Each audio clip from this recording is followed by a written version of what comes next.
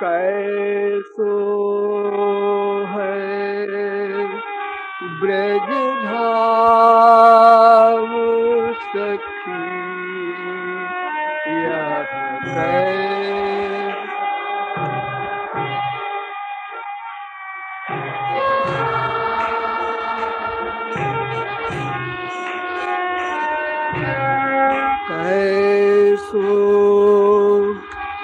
कैसो है ब्रज धाम सखी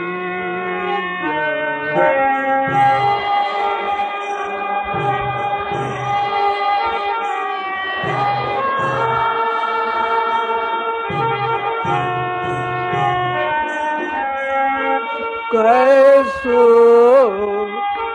कैसो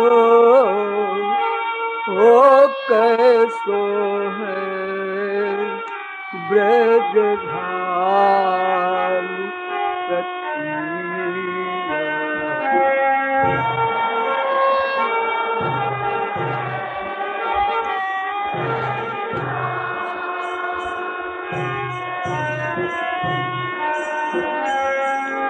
कैसो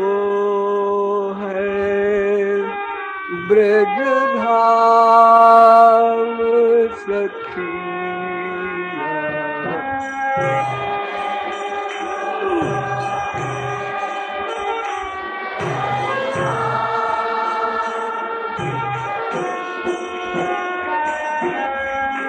कैसो है ब्रज धाम सखिया राधे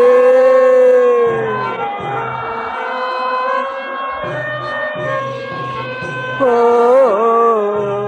कैसो है ब्रज धाम सखिया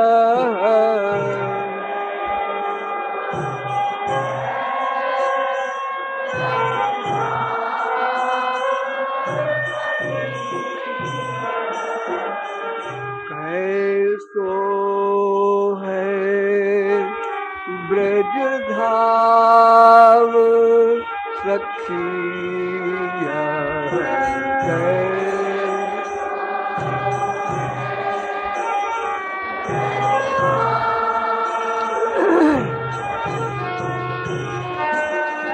कैसो है ब्रज धाम सखिया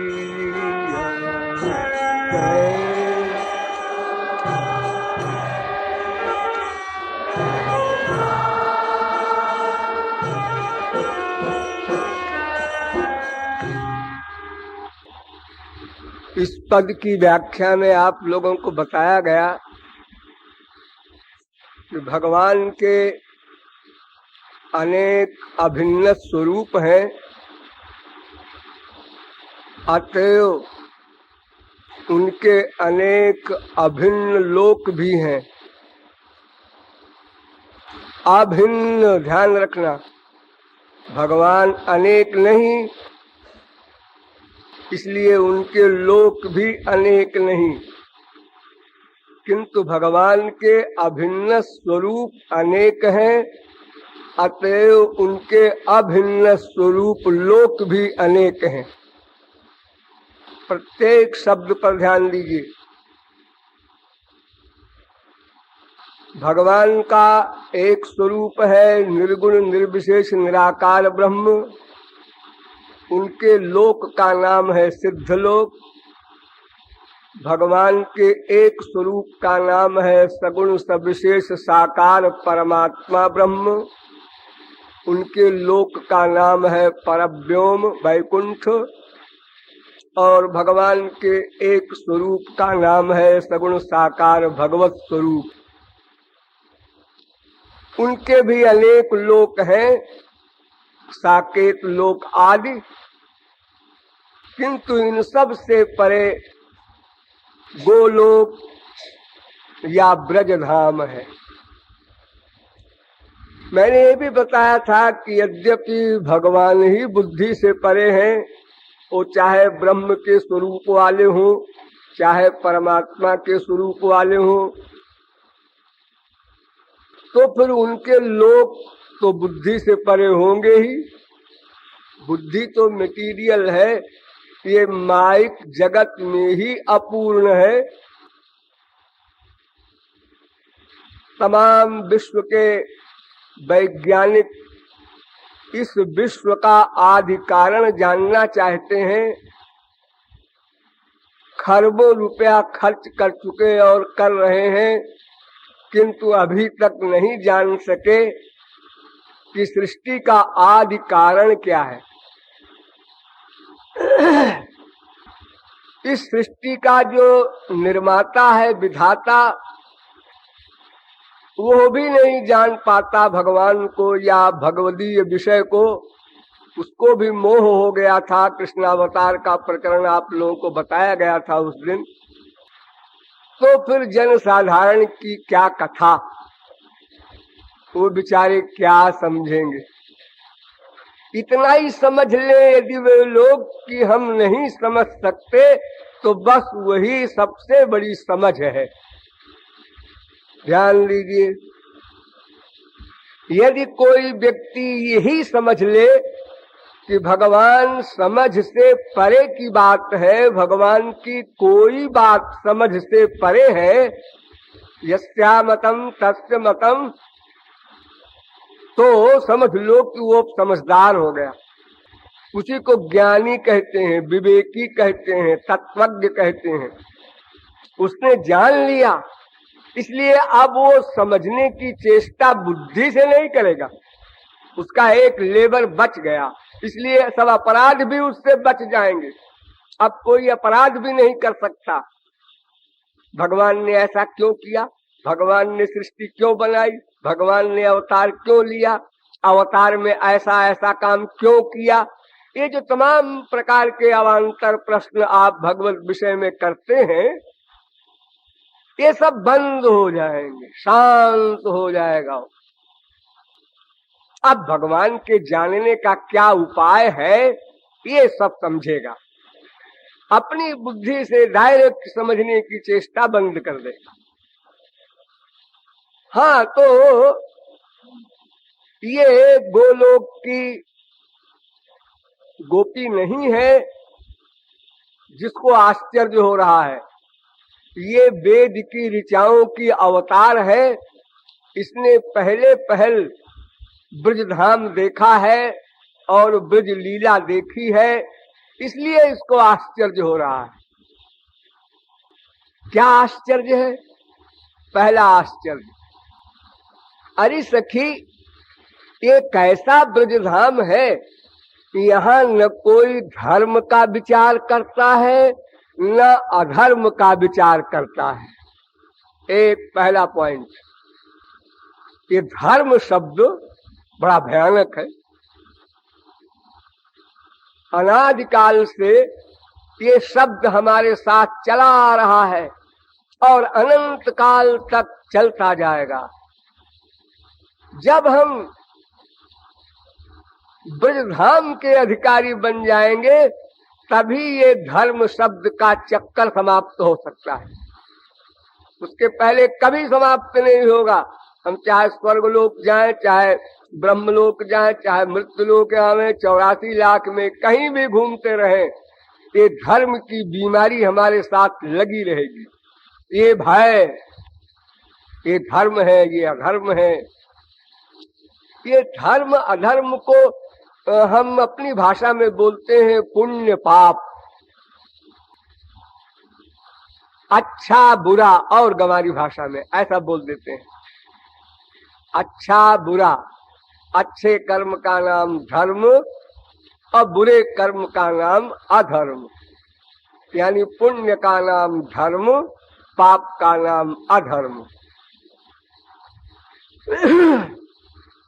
इसीलिए पुण्य न पुण्य लोकम नयति, पापे न पापम।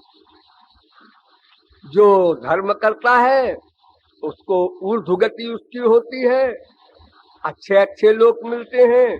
क्योंकि अच्छा काम कर रहा है, और जो बुरा काम करता है उसकी अधोगति होती है और खराब खराब लोक मिलते हैं। उसी के शास्त्रों में नाम लिखे गए हैं, ये स्वर्ग लोक है, ये नरक लोक है, ये मृत्यु लोक है। ये धर्म नाम की बलाय क्या है? संक्षेप में समझिए, डिटेल में तो आपको बहुत बार बताया गया होगा, जानते ही हैं आप लोग, हमारे विद्यार्थी लोग सब समझाते ही हैं आपको हमसे अच्छा। हाँ, तो ये धर्म शब्द का सीधा सा अर्थ है यतो भुजय निःशेष सिद्धि स धर्म, जिससे इहलोक और परलोक बन जाए उसका नाम धर्म है। इहलोक माने संसार में जो हम रहते हैं, एक समाज में, देश में, तो यहाँ पर हम ठीक ठीक रह सकें, हमको टेंशन न हो, अशांति न हो, और मरने के बाद भी हमको अच्छी गति मिले। अच्छा कर्म करेंगे अच्छी गति मिलेगी ही। अब प्रश्न होता है कि ये लोग तो हम लोग जानते हैं कि परलोक क्या बलाय है। पर माने दूसरा, ये अपना है ना, वो दूसरा। और आजकल तो इस लोक में भी लोग बंटवारा कर लिए हैं, हिंदुस्तान, पाकिस्तान, अमेरिका, कनाडा, तो कहते हैं ये हमारा देश है, वो दूसरे का देश है। लेकिन आध्यात्मिक फिलॉसफी में ऐसा नहीं है, पूरा मृत्युलोक हमारा है। और परलोक क्या है? जहां हमारी गति न हो, परलोक। इन सब देशों में तो हम जा सकते हैं, जाते हैं, रह सकते हैं, रहते हैं, लेकिन परलोक हम जा नहीं सकते, देख भी नहीं सकते। एक बार एक त्रिशंकु राजा था, बड़ा धर्मात्मा। वो विश्वामित्र के पास गया और उसने कहा मुझे स्वर्ग देखना है अभी इसी शरीर में। विश्वामित्र ने समझाया कि भाई देखो, तुम धर्म किए ही हो, पुण्य किए ही हो, अच्छे काम किए ही हो, तो स्वर्ग मिलेगा ही। अरे कुछ दिन रुक जाओ, जब तुम मर जाओगे, शरीर तुम्हारा ये छूट जाएगा तो स्वर्ग मिल जाएगा, ऐसी क्या जल्दी है। वो हट पकड़ गया, नहीं गुरुजी, हमको तो स्वर्ग देखना है इसी शरीर से, और आप दिखा सकते हैं, समर्थ गुरु है। तो विश्वामित्र ने कहा नहीं भाई, ऐसा नहीं है, मैं समर्थ गुरु नहीं हूं, मैं बहुत बड़ा तपस्वी हूं, ठीक है, लेकिन मैं समर्थ नहीं हूं। समर्थ गुरु का मतलब होता है जो भगवत प्राप्ति कर ले। विद्यते हृदय ग्रंथिश्चिद्यन्ते सर्व संशया क्षीयन्ते चास्त्र कर्माणि तस्मिन् दृष्टे पराभरे। शास्त्र वेद कहते हैं कि जब परब्रह्म का दर्शन कर ले, भगवान के दर्शन कर लेता है कोई, तो उसकी माया समाप्त हो जाती है। कि ये माया जब तक समाप्त न हो तब तक कोई तपस्वी, योगी, ज्ञानी, कर्मी कोई हो विश्व का, तो सब कुकर सूकर कीट पतंग के समान ही है। क्यों? इसलिए कि माया है, प्लस अनंत जन्मों के संस्कार भी है, इसलिए वो फिर नीचे गिरेगा, फिर ऊपर जाएगा, ये चक्कर चलता रहेगा जब तक उसकी जननी, उसका रीजन माया समाप्त न होगी। तो विश्वामित्र कहते हैं भाई मेरी माया तो समाप्त हुई नहीं, इसलिए मैं समर्थ महापुरुष नहीं हूं, मैं इम्पॉसिबल को पॉसिबल नहीं कर सकता। ये असंभव को संभव करने वाले तो भगवान और सिद्ध महापुरुष ही होते हैं। तो ऐसा है कि तुम चले जाओ वशिष्ठ के पास, वो सिद्ध महापुरुष हैं। वशिष्ठ के पास गए त्रिशंकु। वशिष्ठ ने कहा भाई ये गैर कानूनी बात है, मैं कर सकता हूं लेकिन मैं करूंगा नहीं, मैं कर सकता हूं लेकिन करूंगा नहीं। किसने भेजा है तुमको हमारे पास? विश्वामित्र ने। विश्वामित्र ढीला है, उसका क्रैक है। भगवान के कानून के खिलाफ कोई महापुरुष क्यों काम करेगा भला? वो तो डायरेक्ट सर्वेंट है उनका। अरे महापुरुष बनने का मतलब क्या होता है? सीधा सा मतलब है कि जो भगवान की इच्छा में इच्छा रखे, यही एक तो पाठ है बस। यही एक पाठ शिष्य को पढ़ना है, यही एक पाठ भक्त को पढ़ना है, यही एक पाठ शरणागत को पढ़ना है। बस एक लाइन, अपने शरण की इच्छा में इच्छा रखना, अपनी प्राइवेट इच्छा न रखना। फिर विश्वामित्र के पास आया त्रिशंकु। वशिष्ठ जी तो मना कर रहे हैं, आपने कहां भेज दिया? उन्होंने डांट लगा दी हमको, डांट पिला दी।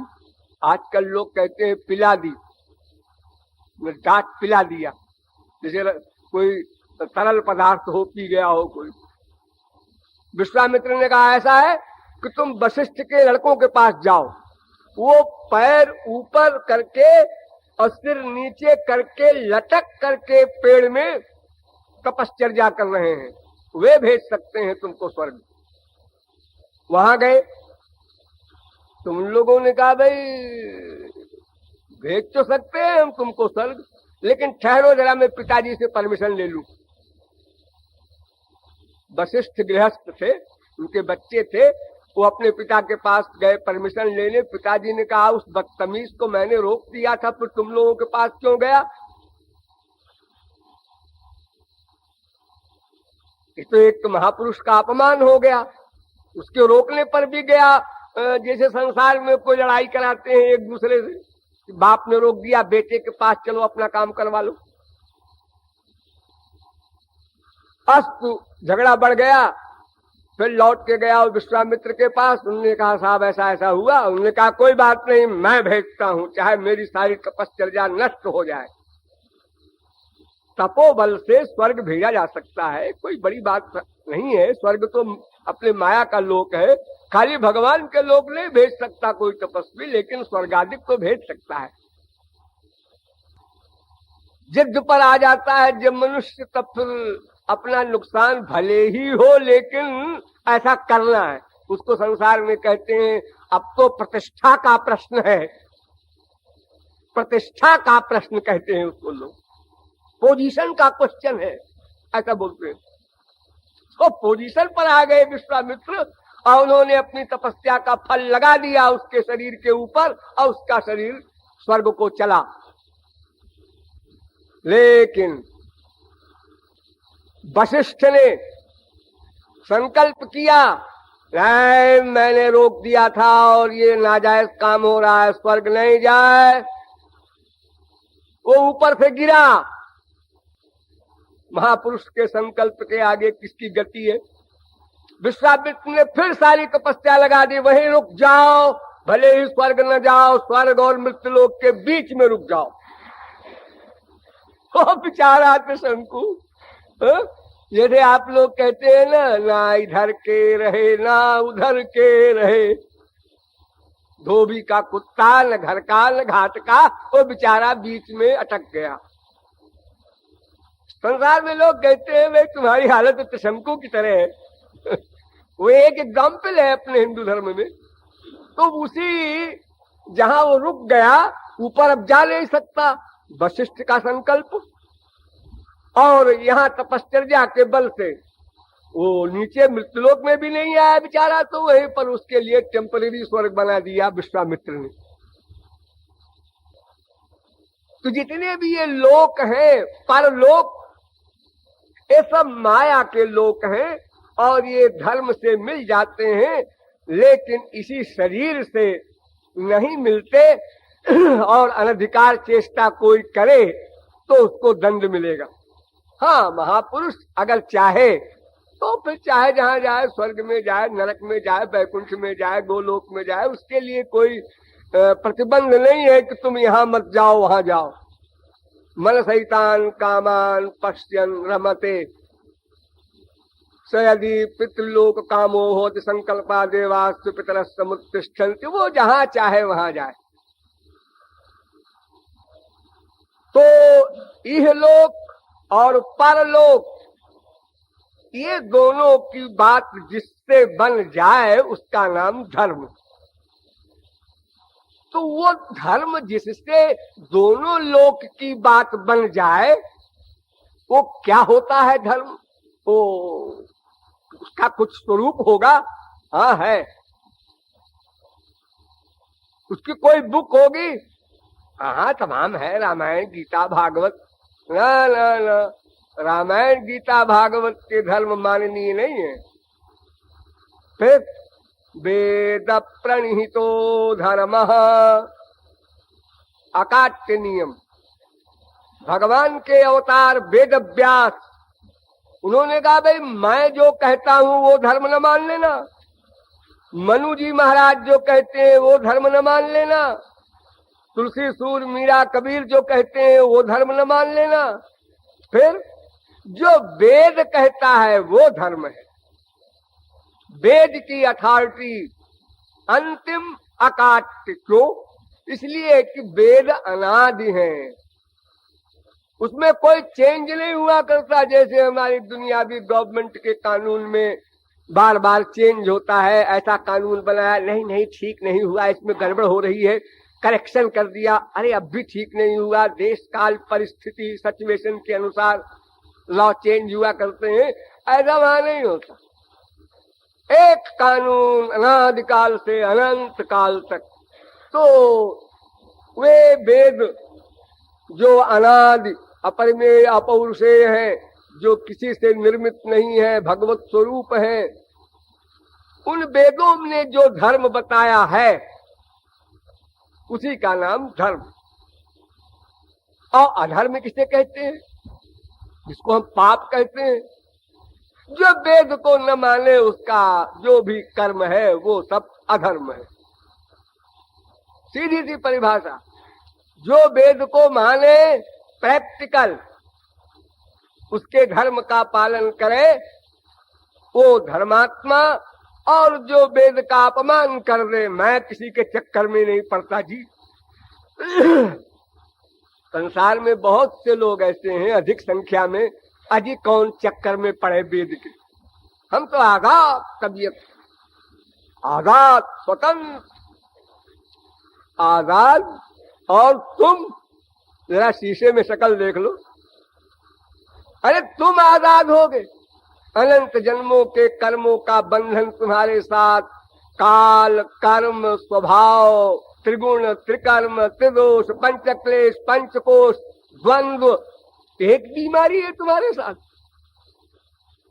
शरीर की बीमारी, मन की बीमारी, बुद्धि की बीमारी, आत्मा की बीमारी, बाहर की बीमारी, भीतर की बीमारी, इच्छाओं की बीमारी, काम क्रोध लोभ मोह मद मात्सर्य के अंदर में रहने वाला एक कूड़ा कबाड़ा जीव ऐसे बकबक करता है फुल मैड की तरह। हम तो आजाद तबीयत है, जो मन में आता है वो करते। ये शास्त्रों वेदों का चक्कर क्यों पाले बिला वजह? अरे तुम तो संसारी कानून को भी चैलेंज नहीं कर सकते। दुनियादारी की जो गवर्नमेंट होती है उसके कानून भी तुमको मानने पड़ते हैं। अगर नहीं मानोगे सजा होगी, जुर्माना होगा, दंड मिलेगा। अजी हम तो मनमाना नहीं चलेगा, फिर जेल खाना होगा मनमाना करने पर। तो क्षण क्षण जिसका गुलामी का है वो भी मनुष्य बोल देता है, अरे भाई मैं तो किसी के सामने नहीं झुका, आज तक मैंने कभी हाथ नहीं फैलाया। अरे तुम तो क्षण क्षण के भिखारी हो, तुम क्या अपनी पर्सनैलिटी बता रहे हो लंबी चौड़ी? क्षण क्षण का भिखारी। भूख लगी, प्यास लगी, काम युक्त हुआ, क्रोध युक्त हुआ, लोभ युक्त हुआ, मोह युक्त हुआ, ईर्ष्या युक्त हुआ, संस्कार के द्वारा युक्त अलग बंधन हुआ, क्रियमाण कर्म का बंधन अलग। तुम तो एक क्षण के लिए भी स्वतंत्र नहीं हो, 1/100 सेकंड को भी। हाँ, जितनी देर तुम गहरी नींद में सोते हो उतनी देर स्वतंत्र कहे जा सकते हो, लेकिन तब भी स्वतंत्र नहीं हो। क्योंकि उस समय तुम्हारी इंद्रिय मन बुद्धि का वर्क ही नहीं होता, तो स्वतंत्रता अस्वतंत्रता का प्रश्न ही नहीं पैदा होता। उस समय तो तुम पेंडिंग में हो। एक क्षण को भी कोई स्वतंत्र हो जाए तो सदा को स्वतंत्र हो जाएगा। ये कानून याद कर लो। यानी भगवत प्राप्ति पर ही कोई जीव स्वतंत्र हो सकता है, और जिस क्षण में वो भगवत प्राप्ति होगी उस क्षण से सदा को स्वतंत्र हो जाएगा। यत्पाद पंकज पराग निषेव तृप्ता योग प्रभाव विधुताखिल कर्म बंधा स्वैरं चरन्ति मुनयोऽपि न ह्यमाना तस्येच्छयात्र वपुषा कुत एव बंधा। सुखदेव से परीक्षित ने क्वेश्चन किया था कि भगवान या महापुरुष गलत काम क्यों करते हैं? जिसको हम दुनिया वाले गलत कहते हैं वो गलत काम क्यों करते हैं? श्री कृष्ण ने पर स्त्रियों के साथ महाराज क्यों किया? इसी प्रकार तमाम उदाहरण सारे महापुरुषों का है। ए अर्जुन सरी का ज्ञानी नाग कन्या में आसक्त हो रहा है, 5 पांडव एक श्रीमती बना रहे हैं। ये सब तमाम गड़बड़ जो महापुरुषों के इतिहास में है, ऐसा क्यों होता है? तो अनेक डिटेल में उत्तर दिया था। अंत में कहा था सुखदेव ने कि देखो ये जो कायदे कानून है ना तुम्हारे संसार के, हाँ, प्लस वेद के, हाँ, ये सारे कायदे कानून लोक और वेद के दोनों के महापुरुष पर लागू नहीं होते। वो स्वैरम चरंती, वो स्वतंत्र हो गए। जैसे हमारी पृथ्वी है, इस पृथ्वी में आकर्षण शक्ति है। कोई चीज अगर आप ऊपर से छोड़ दे तो पृथ्वी खींच लेती है, लेकिन ये ऊंचाई की एक लिमिट है जहां तक कि वस्तु को पृथ्वी खींच सकती है। अगर उस ऊंचाई की लिमिट के आगे चली जाए वस्तु तो पृथ्वी नहीं खींच सकती। उसी प्रकार जिसने माया को अतिक्रमण कर लिया, माया से परे हो गया, भगवान को छू लिया, उसके लिए ये शास्त्र वेद के कानून फिर लागू नहीं होते। वे स्वेच्छाचारी होते हैं। स्वेच्छाचारी स्वैरम चरन्ति, उनको न पाप छू सकता है न पुण्य छू सकता है, दोनों नहीं छू सकते। वो दोनों से अलग हो गए। जीरो में जीरो घटाओ तो जीरो, जीरो में जीरो जोड़ दो तो जीरो, जीरो में गुणा करो जीरो से तो जीरो, जीरो में भाग दो जीरो से तो जीरो, चाहे अनंत से गुणा करो जीरो में तो भी जीरो। जैसे लावा होता है, चना लैया आप लोग खाते हैं भुना हुआ, तो चने को जब भाड़ में डाल दिया और वो लावा बन गया, चबेना बन गया, तो फिर उसको खेत में डालो, उसमें सुपर फास्फेट, अमोनियम सल्फेट और जितनी भी खादें हैं वो सब दो, और पानी दो, सूरज की किरण दो, हवा दो, दुनिया भर की साइंस उसमें लगा दो, वो बीज पेड़ नहीं बनेगा, क्योंकि बीज शक्ति नष्ट हो गई। उसी प्रकार महापुरुष के द्वारा किए हुए कर्म का बंधन महापुरुष को नहीं होता, क्योंकि महापुरुष का वर्क भगवान स्वयं करते हैं। महापुरुष कुछ करता ही नहीं, उससे कोई मतलब नहीं। तो स्वेच्छाचारी केवल महापुरुष होता है भगवत प्राप्ति के बाद। उसके पहले ये बकबक कभी मत करना, मैं तो वेदों के चक्कर में नहीं पड़ता, संतों महात्माओं के चक्कर में नहीं पड़ता, मैं तो आजाद रहता हूँ।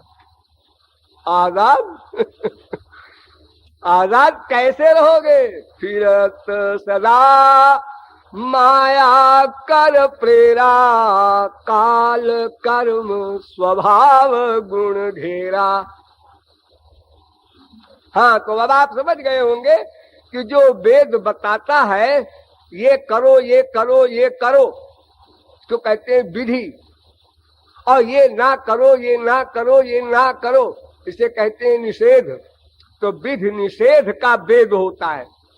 तो वेद में जो विधि बताई गई करने के लिए उसी का नाम धर्म, और जो बताया गया निषेध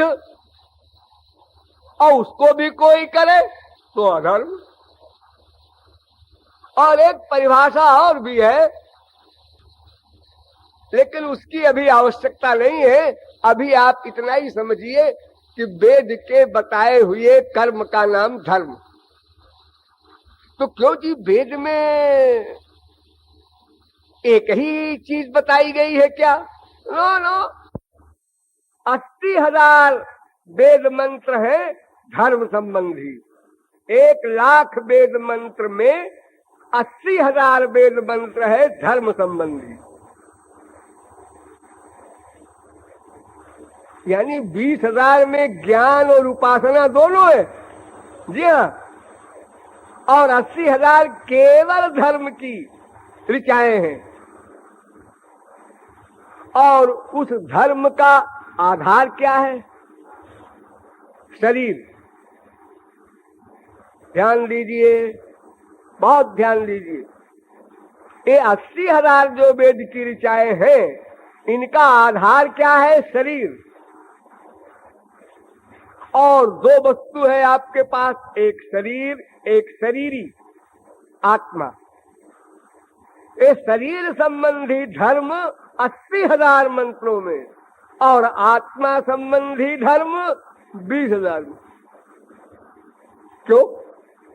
इसलिए कि आत्मा संबंधी धर्म के ग्राहक बहुत कम थे सदा से, और शरीर संबंधी धर्म के ग्राहक सदा से बहुत थे, और आज तो 99.9% है। ये भी मैं बहुत कम बता रहा हूं। ये जो भगवान की बात आपको दिखाई पड़ती है कहीं ना, ये सब बकवास। इतने सारे मंदिर बने हैं, मस्जिद बने हैं, गुरुद्वारे बने हैं, गिरजाघर बने हैं, ये इन सब में जाके वही शरीर धर्म की याचना करता है मनुष्य। हे भगवान ऐसी कृपा करो बेटा हो जाए, हे गुरु ग्रंथ साहब ऐसी कृपा करो कि हमारी नौकरी लग जाए। वहां भी संसार ले जा रहा है मनुष्य। यानी ये शरीर का धर्म सर्वव्यापक हो गया। नाम भगवान का है, मंदिर में जा रहे हैं हरे राम करने, तुम्हें माता पिता तुम्हें भी बोल रहे हैं, सब बातें हो रही हैं, लेकिन हमारा एम, हमारा उद्देश्य केवल एक है, शरीर संबंधी वस्तुओं के पाने का धर्म। धर्म शब्द का एक मोटा अर्थ समझ लीजिए, धारण करने योग्य। धारण करने योग्य,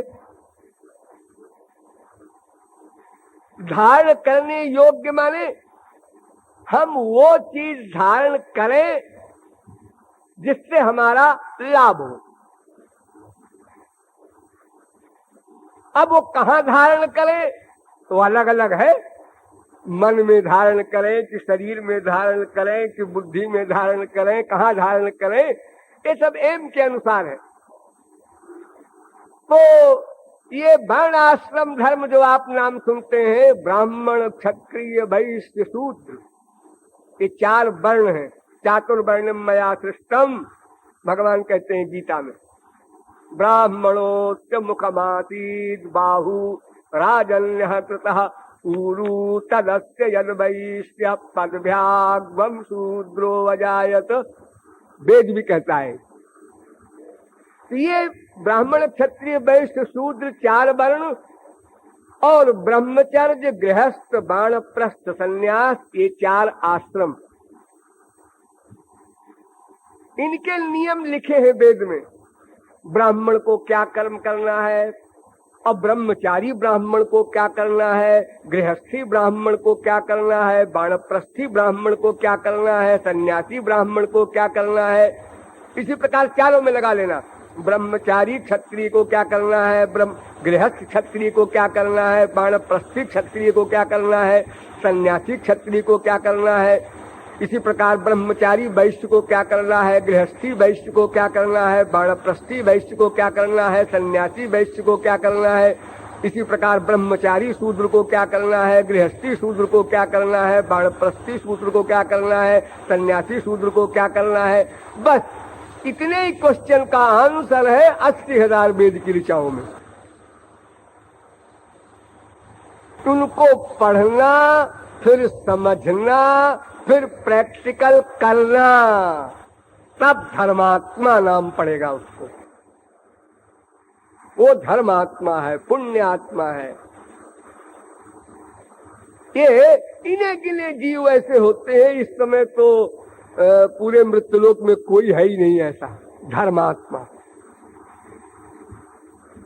अगर आप लोगों को इतराज हो तो मान लीजिए कहीं इन्हें गिने होंगे, मेरी राय में तो नहीं है। वेद का ज्ञान ही नहीं है, फिर प्रैक्टिकल पालन करना है तो काली नहीं धर्म न भक्ति विवेकू। ये कलयुग है, इसमें लोगों की जो खोपड़ी है वो बड़ी कमजोर है। एक बात को 10 बार समझाओ फिर भूल गया, फिर भूल गया। अभी अभी उसको कहा ऐसा करना है, 15 मिनट बाद तुमने किया महाराज जी भूल गए। क्या स्थिति है, क्या खोपड़ी है तुम्हारी। 25 वर्ष की आयु में प्राचीन काल में सतयुग में समस्त शास्त्रों वेदों पुराणों का परिपूर्ण ज्ञान प्लस उसका प्रैक्टिकल स्वरूप पूरा तैयारी पूरी हो जाए तब शादी होती थी, गृहस्थ में प्रवेश होता।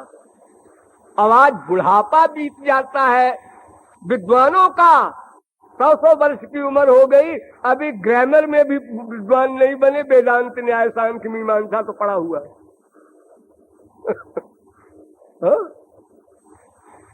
मुझे बड़ा अनुभव है, तमाम काबिलों से मैं मिल चुका हूँ जिनकी बड़ी बड़ी प्रतिष्ठा है संसार में। मुझे हंसी आती है उन लोगों को देखकर। तो इतनी कमजोर मेमोरी, कमजोर हमारी बुद्धि, ग्रहण शक्ति, कैचिंग पावर इस युग में हो गई है। तो फिर सारे शास्त्रों वेदों का ज्ञान प्राप्त करना, फिर अगर हम कर भी ले तो संसार सब उसी प्रकार का हो तब तो हिसाब बैठे, हमारे अकेले के ज्ञान से क्या काम चलेगा। जैसे एक यज्ञ करना है, अब जितने पंडित हो यज्ञ कराने वाले सब पूर्ण वेदज्ञ होने चाहिए, जबकि एक भी नहीं है। यज्ञ का सामान शुद्ध होना चाहिए, अब कहाँ शुद्ध सामान मिलेगा, सब तो गड़बड़ हो रहा है विश्व। वो स्थान भी शुद्ध होना चाहिए, मंत्र भी शुद्ध होना चाहिए, हर वस्तु ठीक ठीक हो, तभी संपद्यते धर्म, तब उसको हम कहेंगे धर्म का पालन। तो धर्म के पालन न करने वाले तो तमाम भरे पड़े हैं आज भी। तो क्या ये ब्रजवासी है? ध्यान दीजिए। अरे ये वेद की ऋचा कहती है ये कैसे ब्रजवासी है, कैसे ब्रजधाम है ये, कि ब्रह्म भी यहीं बैठा है और उनके उपासक भी भरे पड़े हैं। अरे और तो और ब्रज के जो उस समय के वृक्ष थे, लताएं थी, वो भी सिद्ध महापुरुष थे। सनकादिक, जनकादिक, सुकादिक, ये बड़े बड़े आत्मा राम पूर्ण काम परम निष्काम योगींद्र मलात्मा परमहंस लोग वृक्ष बन बन करके अवतीर्ण हुए थे। और ये दोनों टॉप के हैं, यानी महापुरुषों में टॉप के लोग और भगवानों में टॉप के लोग। हाँ, भूलना नहीं, भगवानों में इसलिए जानबूझ के बोल रहा हूँ कि मैंने अभी समझाया था कि ब्रह्म से उत्कृष्ट परमात्मा का स्वरूप मधुर है, परमात्मा से भी उत्कृष्ट द्वारिकाधीश का रूप मधुर है, द्वारिकाधीश से भी उत्कृष्ट मथुरा का स्वरूप मधुर है, मथुरा से भी उत्कृष्ट ब्रज के ब्रजराज श्याम सुंदर का स्वरूप मधुर है। उस दृष्टि से मैं कह रहा हूँ। अभी तो ब्रिज में भी और सेक्शन है, ब्रिज में भी, ब्रिज से भी अधिक रस कुंज में होता है, कुंज से भी अधिक रस निकुंज में होता है, निकुंज से भी अधिक रस निभृत निकुंज में होता है। ये अंतिम स्थिति है जहाँ केवल राधा कृष्ण रहते हैं। निभृत निकुंज में केवल राधा कृष्ण रहते हैं और कोई गोपी नहीं जा सकती, गोपा की तो गति नहीं वहां। और निकुंज में ललिता विशाखा वगैरह जो गोलोक की नित्य सिद्धा गोपियां हैं वे ही जा सकती हैं। और जो नित्य गोपियां हैं, सिद्ध गोपियां कह लीजिए, साधन सिद्धा यानी रागानुगा भक्ति वाली, वो निकुंज में नहीं जा सकती। यानी आप लोग निकुंज में कभी नहीं जा सकते, बस कुंज तक आप लोग जाएंगे। तो ये जो बता रहे हैं आप 80,000 वेद मंत्र की ऋचाएं धर्म संबंधी, इनका न पालन करना जो चल रहा है ब्रिज में और बड़ा महत्व दे रहे हैं आप, ये तो आज हमारे सारे संसार में चल रहा है। कोई नहीं मानता धर्म वर्म को, हाँ, लेकिन ये अधर्म को मानते हैं सब लोग। बहुत ध्यान दीजिए, ब्रजवासी धर्म को भी नहीं मानते, अधर्म को भी नहीं मानते, लेकिन यहाँ जो संसार में है ये धर्म को नहीं मानते लेकिन अधर्म को मानते हैं। इनको अपने शरीर का सुख चाहिए और शरीर के सुख के लिए जो भी 420 करना पड़े वो भी कर रहे हैं निर्भय हो करके। अरे देखा जाएगा मरने के बाद जो होगा। अभी तो अपना सब हिसाब बिठाओ, अपना बैठ गया, हाँ बैठ गया, फिर तो वो बैठ तो गया अपना, लेकिन ऐसा है कि वो आदत पड़ गई है। आदत 1 लाख हो गया, 1 करोड़ हो गया, 1 अरब हो गया, 1 खरब हो गया, अब वो आगे बढ़ती जा रही है बीमारी। इसी प्रकार हर सब्जेक्ट में कामनाएं बढ़ती जा रही हैं, क्रोध बढ़ता जा रहा है, लोभ बढ़ता जा रहा है, ईर्ष्या बढ़ती जा रही है, ये सब बीमारियां हमारी बढ़ती जा रही हैं। तो इसका मतलब हम अधर्म के बहुत बड़े मानने वाले हैं, प्रकांड। जैसे धर्म का मानने वाला कोई प्रकांड युधिष्ठिर होता है, धर्मात्मा, धर्मराज कहते हैं उनको लोग, ऐसे ही हम अधर्मनिष्ठ हैं। और पक्के अधर्मी। इसलिए ये मत सोचिएगा कि ब्रजवासी लोग भी धर्म अधर्म की परवाह नहीं करते थे, हमने भी वही समझ लिया और मान लिया, कौन चक्कर में पड़े धर्म अधर्म की। अरे नहीं, आप तो पड़े हैं। 2 में एक धर्म आपको मानना पड़ेगा, चाहे धर्म के अवलंबी बन जाइए, अनुयायी बन जाइए, चाहे अधर्म के अनुयायी बन जाइए, क्योंकि आपको आनंद चाहिए। एम है आनंद, स्पिरिचुअल हैप्पीनेस, अनंत आनंद। उसी अनंत आनंद के लिए कोई धर्मावलंबी बनता है, कोई अधर्मावलंबी बनता है। उद्देश्य सबका एक है। चाहे जितने प्रकार के वादों के विवाद विश्व में चलते रहें, चले हैं, चल रहे हैं और आगे चलेंगे,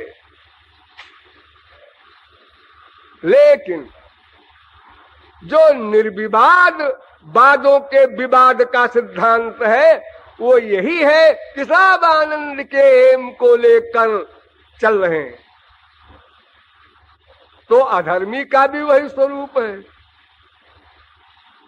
एक बड़ा सुंदर,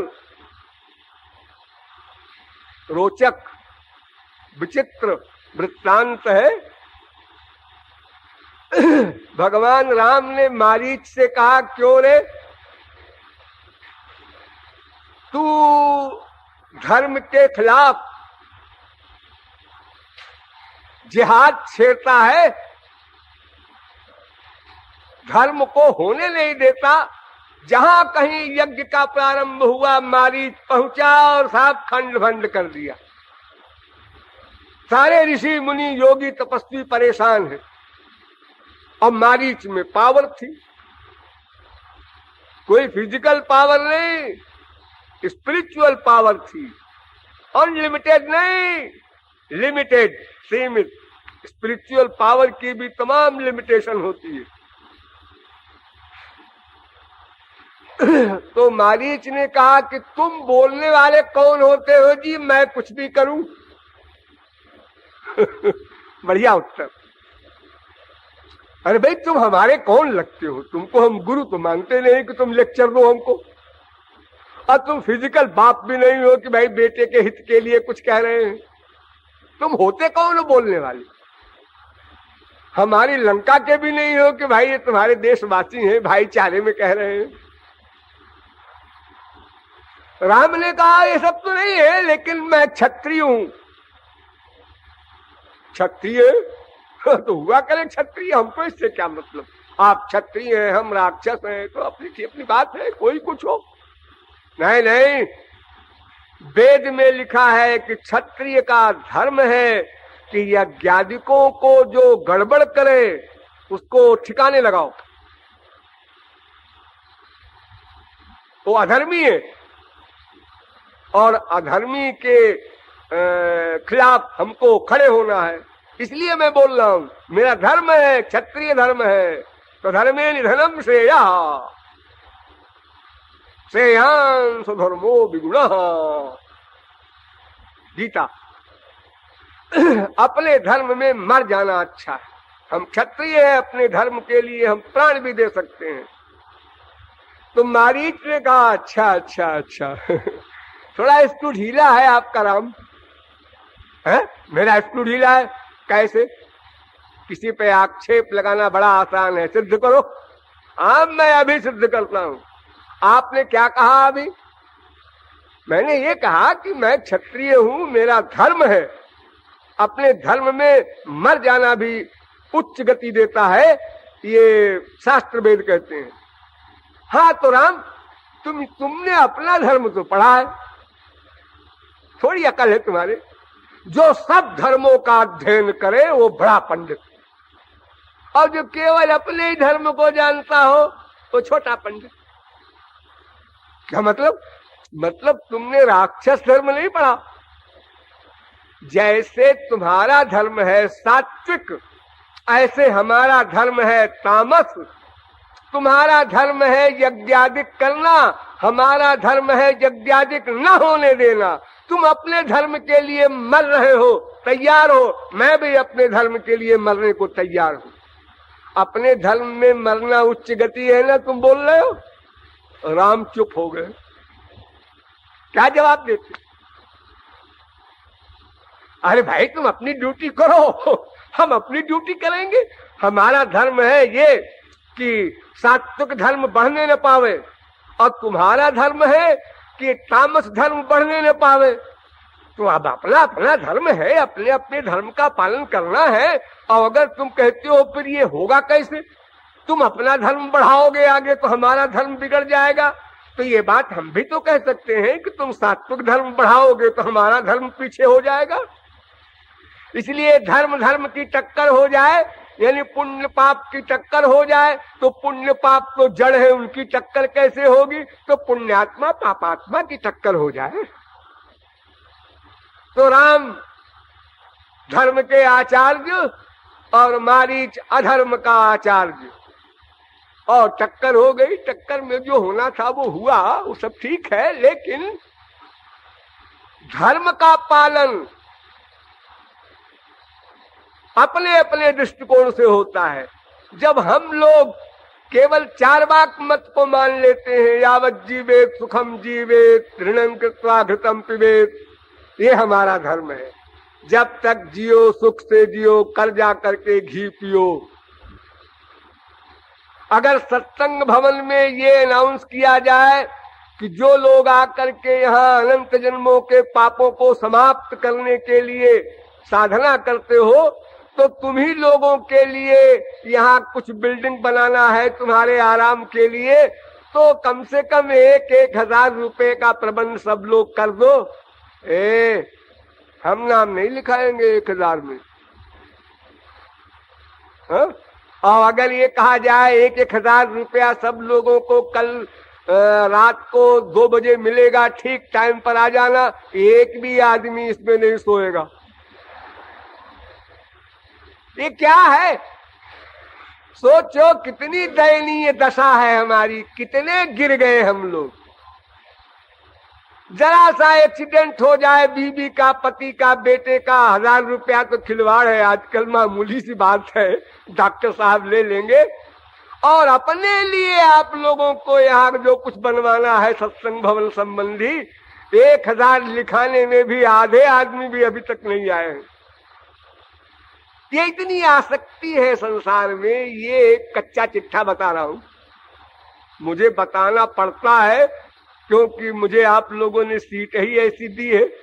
न बताऊं तो मुसीबत, अब बताऊं तो भी अच्छा तो नहीं लगता मुझे बताने में। हाँ? तो धर्म का पालन न करना, इसका मतलब अधर्म का पालन कर रहा है। किसी धर्म का पालन न करे, धर्म और अधर्म का इम्पॉसिबल। क्यों? इसलिए कि उसको अपना एम अनंत आनंद अभी नहीं मिला, आनंद के लिए व्याकुल है प्रतिक्षण। इसलिए उस एम के लिए वर्क करना पड़ेगा, और वर्क वही करेगा जो उस एम को पाने का साधन मानेगा। और साधन 2 ही है, अच्छा या बुरा, पुण्य या पाप, धर्म या अधर्म।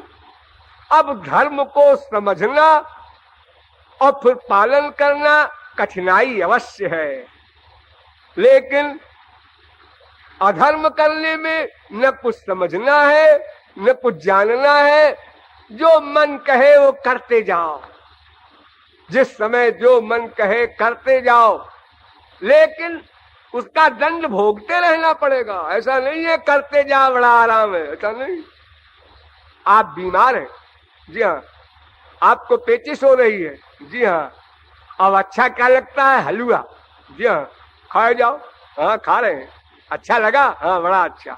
आगे क्या हुआ? अरे हालत खराब हो गई, तो दुख भी भोगते जाओ। वो जो हलवा खाते समय अच्छा लगा था वो जबान को 2-4 मिनट, उसके आगे 2-4 महीना भोगते भी जाओ। हाँ वही बुरी बात है, वो तो भोगना पड़ेगा। कर्म करने में जीव स्वतंत्र है, किंतु फल भोगने में परतंत्र है, वो तो भोगना ही पड़ेगा। इसलिए ये मत सोचिए कि अधर्म में बड़ा आराम है, मन में आए सो करो। मन में आए सो करो ये तो ठीक है, लेकिन मन में आए सो भोगो, ऐसा नहीं है। फल तो कर्म के अनुसार ही मिलेगा, चाहे फिजिकल वर्क हो चाहे स्पिरिचुअल वर्क हो। तो ये ब्रजवासी बड़े विचित्र हैं, ये धर्म का भी पालन नहीं करते, अधर्म का भी पालन नहीं करते, जबकि 2 में 1 का पालन कंपलसरी है। कोई भी विश्व में ऐसी पर्सनैलिटी नहीं जो इन दोनों में किसी का पालन न करे। इसलिए आश्चर्य हो रहा है श्रुति को, वेद की ऋचा को, लेकिन वो आश्चर्य मिटाया जाएगा, अभी नहीं फिर कभी। बोलिए वृंदावन बिहारी लाल की।